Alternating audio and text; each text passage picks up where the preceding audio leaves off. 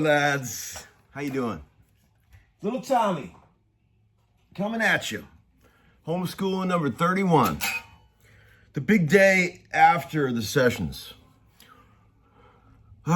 Just woke up a little bit ago. Got my Maxwell House cup going here. Hope everybody's doing good. Now, check it out. The light.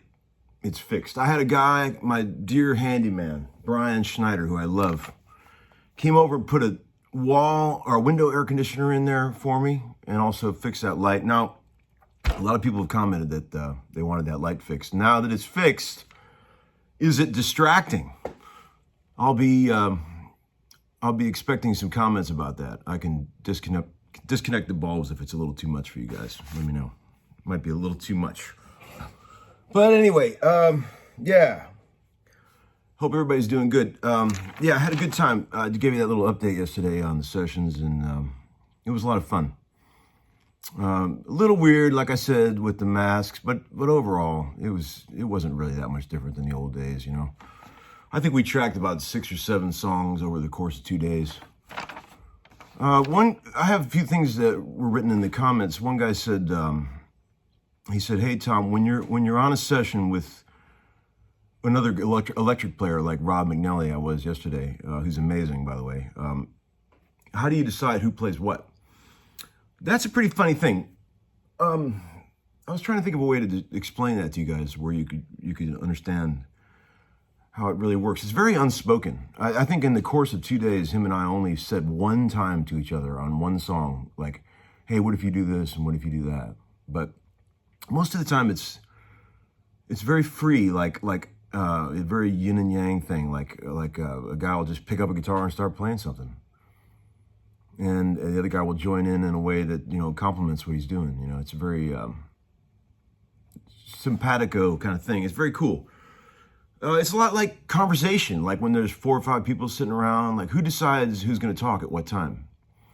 It's like that. It's like if some guy's feeling a part real strongly, he'll start playing it, like before everybody else starts doing their thing, and then the other guys jump in and surround it. You know, it's pretty cool. You know, sometimes he'll play the main lick of a song. Sometimes I'll play it. You know, sometimes I'll play rhythm. Sometimes he plays rhythm. It's very natural, organic, and not talked about. I've always thought that was a very cool, like, because the guys are so good at listening to each other. That's the thing about players of that level, that caliber. Like, the way they listen to each other is just unbelievable. Like, one guy makes one little subtle adjustment, and the others just follow, like birds flying in formation. I've always thought it was. Here's a cool Les Paul that a guy sent me in the mail, like an early 70s custom. A guy named Tim Waters sent this, and he's you know, he said he's thinking about selling it. I said, "Well, send it and let me check it out." It's pretty cool, man. I like it. That was some old Yes I was playing there for you, showing again the genius of Steve Howe and Rick Wakeman, Chris Squire. I always think of Yes as having 2 guitar players, even though they really only had 1 guitar player, because Chris Squire played so much like a guitar player. Very much the way that John Entwistle played guitar, bass in The Who, you know. Functioned more as a rhythm guitar player than he did as a bass player, which is really cool. The really bright, distorted tone with the Rickenbacker. If I had a Rickenbacker, I would have used it just then, but I don't. But yeah, that thing, you know, on the record, Long Distance Runaround is the name of the song. It's on Fragile, 1971. The thing, it starts off with Steve Howe playing the high bit and Rick Wakeman playing the harmony bit. I think it's probably like on an RMI electric piano or something, it sounds like. Here's the loop.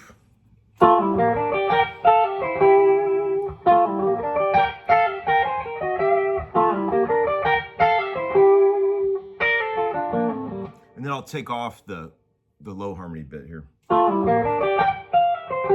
That's Steve's part.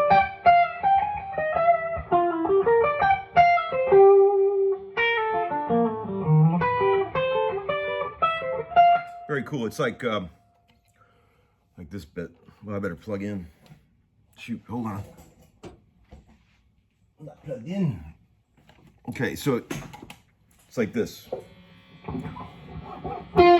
Whoa, fuzz tone from the bass.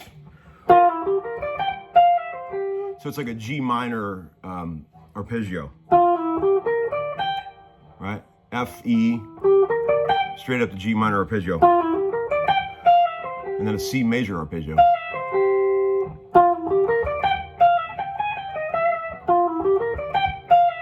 And then when Wakeman comes in with the harmony bit, it's really cool. It's like a minor 9, like.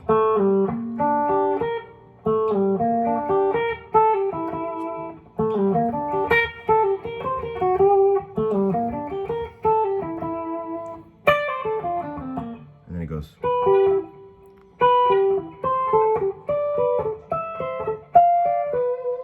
Pretty English, pretty cool. I was a big fan of that record. Yes, Fragile blew my mind. The concept of the album was pretty cool.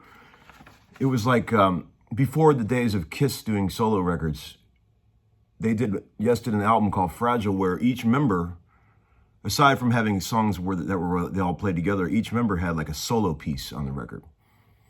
You know, like Chris Squire did the Fish, the bass solo. Steve Howe did Mood for a Day. John Anderson, the singer, did We Have Heaven, the vocal thing.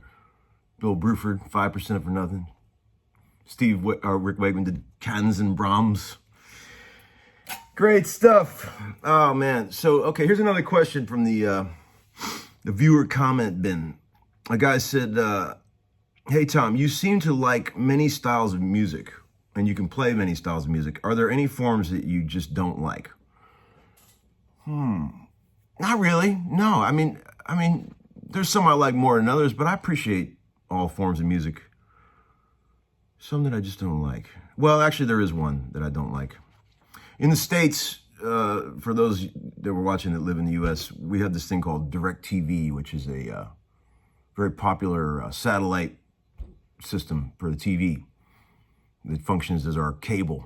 And DirecTV, they have many channels, but some of the channels that aren't really on, you know, if you're flipping through, it'll just be like a blank channel and it says DirecTV. And there's this incidental music that plays on there. And I don't know who comes up with this stuff, but it's basically the worst music I've ever heard in my entire life. It sounds like the worst music from the worst video game you could ever imagine. I don't know whose nephew got that gig making that music, but Lord Jesus. Check that out sometime, guys. Okay, it's right up there with Gildan. Some guy said that, one of the comments the guy said that cracked me up, he said he pulled a couple of old tie-dyes out of the washing machine that he always thought were very uncomfortable. And he looked at the label, and guess what it said? All right. So, yeah, I think that's good for today. It's good to be back. Thanks for being concerned about Uncle Larry's, or T.O. Larry, as they call me. His well-being on the getting back to work thing, you know. Listen to Yes, Fragile today, okay? Even if you're not a prog rocker, check that record out. It's pretty amazing, man. I think it was Yes's crowning work. Shout out to all the prog rock fans out there. I think Sarah and I are going to have another one coming up pretty soon here. So our little duo should be back. So stay tuned. Okay, guys. Have a great day. Bye-bye.